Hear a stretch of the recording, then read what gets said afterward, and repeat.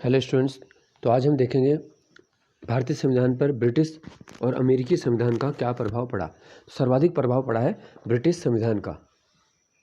तो ये फैक्ट आपको याद रखने हैं। संसदीय प्रक्रिया, संसदीय व्यवस्था, ठीक है। सभी संसदों की जननी जो है वो ब्रिटिश संसद को कहा जाता है, जबकि लोकतंत्र का घर स्विट्जरलैंड है, ये भी याद रखना।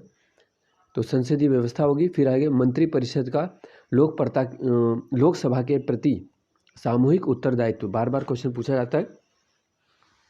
संसदीय विशेषाधिकार, संसद विधानमंडल की प्रक्रिया, विधि का शासन, राष्ट्रपति की संवैधानिक स्थिति, एकल नागरिकता। तो इतनी सारी बातें जो हैं ये सभी भारतीय संविधान में ब्रिटिश संविधान की देन है। अब आ जाते हैं अमेरिकी संविधान। इसका भी व्यापक प्रभाव है।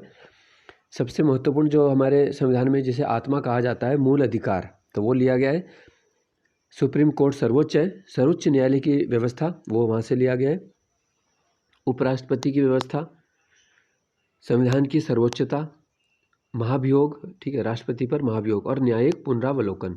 तो इतनी सारी चीज़ें। और एक चीज़ और है इसमें, जो आपका आर्टिकल 360 है, यानी वित्तीय आपातकाल, वो व्यवस्था भी अमेरिकी संविधान से ली गई है, ठीक है। तो इतनी सारी चीज़ें, ये दो क्योंकि मेन हो गए, बाकी से एक एक दो दो है।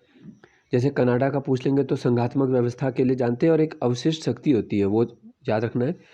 ऑस्ट्रेलिया से पूछ लेंगे तो जो आपकी समवर्ती सूची है, और केंद्र राज्यों के बीच में जो शक्तियों का विभाजन है वो आ जाएगा। फिर आयरलैंड से आएगा तो डीपीएसपी हमारा जो है भाग 4 नीति निषेधक तत्व, और इसके राज्यसभा में जो मनोनयन किया जाता है 12 सदस्यों का राष्ट्रपति के द्वारा, तो वो भी वहीं से लिया हमने।